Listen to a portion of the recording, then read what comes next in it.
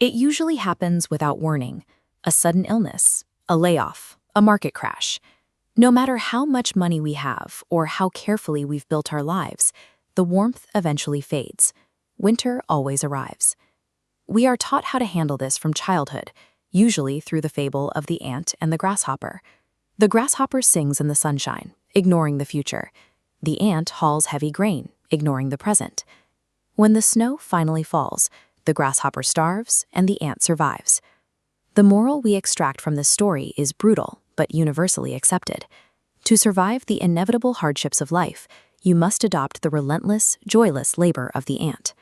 Society treats this binary as an absolute truth. You are expected to choose. You can be a responsible, suffering ant, or you can be a doomed, irresponsible grasshopper. Today, the grasshopper's behavior looks like present bias. It's staying up until 2 a.m. scrolling through social media because the quiet of the night feels good right now. It's putting off a doctor's appointment or swiping a credit card for immediate comfort, hoping tomorrow will somehow take care of itself. The modern ant swings to the opposite extreme through future fixation. This is the person who checks their retirement portfolio 3 times a day. They cancel vacations, work through the weekends, and delay every indulgence until some undefined point in the future, when they finally feel secure. But the ant doesn't actually win. Spending decades terrified of an unarrived future exacts a severe psychological toll. You can accumulate all the grain in the world, but if your nervous system is trapped in a state of chronic anxiety, you aren't really living. You are simply stockpiling resources for a version of yourself that never gets to exist. The fable forces us into a trap. It demands we either ruin our future through neglect or ruin our present through constant worry. Buddhism offers a completely different lens. Instead of asking the Western question, "Did you work hard enough?" a Buddhist framework asks a much sharper question: what are you attached to? This diagram illustrates a core Buddhist concept called Anitya, or impermanence. Notice how the rigid, static binary of summer and winter breaks apart into a continuous, flowing loop. Our deepest anxieties come from the delusion that a current state of affairs will last forever. The grasshopper suffers from the delusion of a permanent summer. He believes the warmth requires no maintenance, acting as though the sun will never set.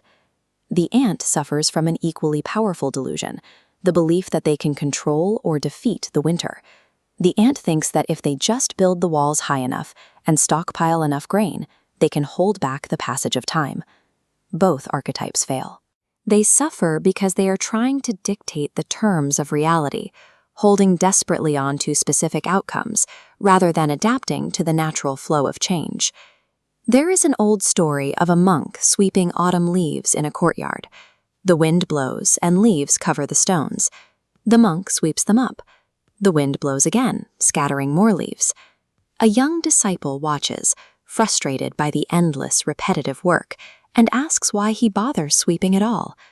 The monk's lesson is simple: you cannot stop the wind. The leaves will fall, the storms will come, and chaos is entirely outside of human control. But then the monk points upward. You cannot stop the wind, but you can choose to fix a broken tile on the roof. You perform the action that is in front of you, right now. Here we see the clear boundary between functional preparation and destructive worry. On the left, preparation is a single, contained, completed action in the present moment. On the right, worry spirals into an infinite loop of unresolved scenarios about a future you cannot touch. True wisdom is taking practical action today while completely detaching your emotional state from what might happen tomorrow. Let's rewrite the ending. The snow melts. Spring arrives. The ant and grasshopper step out into the warmth and meet again. The grasshopper has evolved. He acknowledges the cycle of time. He picks up a small piece of grain and carries it toward the colony, preparing for the next turn of the season. But the ant has evolved too. He sees the grasshopper working, puts down his own heavy load, and finally stops. He feels the sun on his back.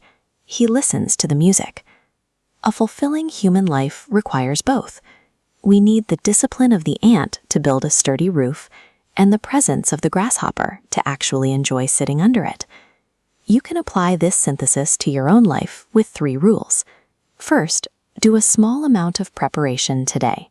Second, detach from the final outcome. Third, do not let tomorrow's anxieties hold today's joy hostage. Carrying your own grain of wheat is about micro-habits, not massive overhauls. It looks like a 10-minute walk, transferring $15 into savings, reading one chapter of a book, or making one medical appointment, and closing your phone. Think about your own impending winter. Is it your health, your finances, your relationships?